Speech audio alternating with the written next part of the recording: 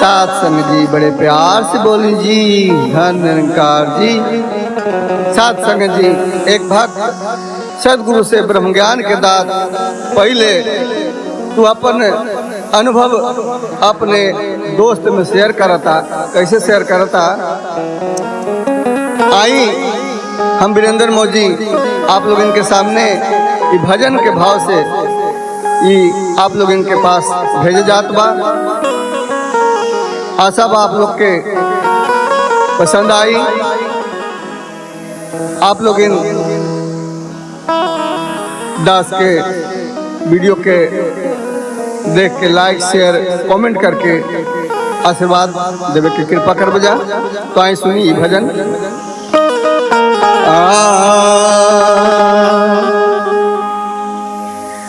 जब से ज्ञान मिलल बायंग संग सदा हुजूर बाटे हो। जब से ज्ञान मिलल बायंग संग सदा हुजूर बाटे, प्रभु नमो से दूर बाटे हो।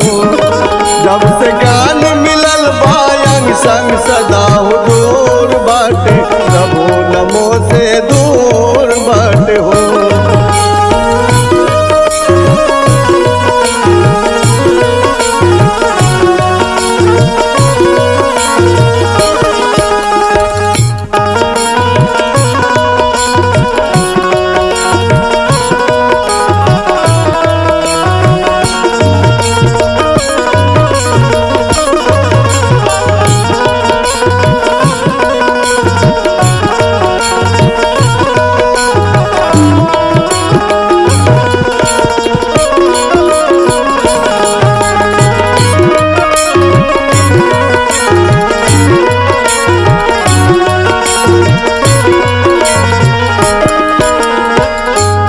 घट घट वासी प्रभु अविनाशी, अब न जाब मथुरा काशी। घट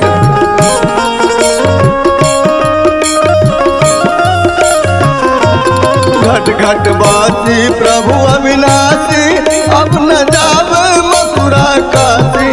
जहाँ देखत बानी उमाई भरपूर बाटे, प्रभु नमो से दूर बाटे हो।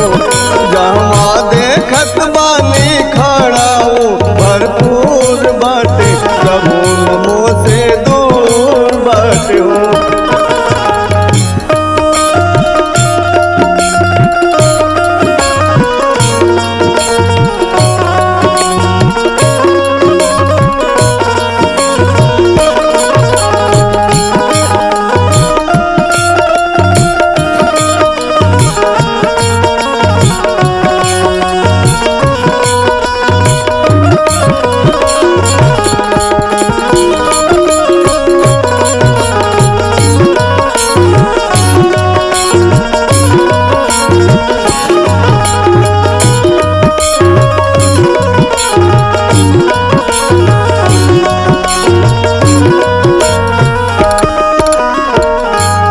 जहिया धैली गुरु के पहिया, वहिया मिल राम रमैया।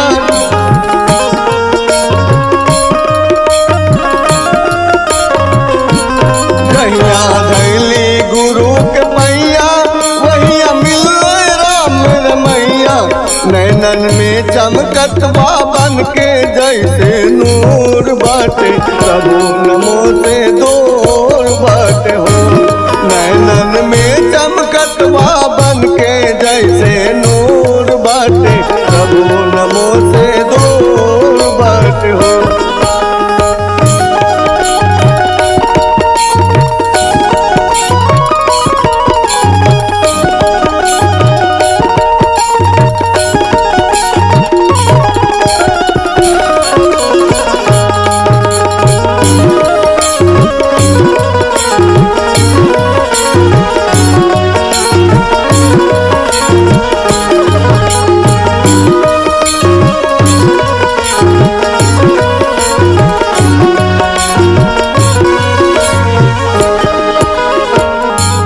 छूटल जन्म जन्म की फांसी, रसिया फिर आइब न 84। छूटल जन्म जन्म की फांसी, रसिया फिर आइब न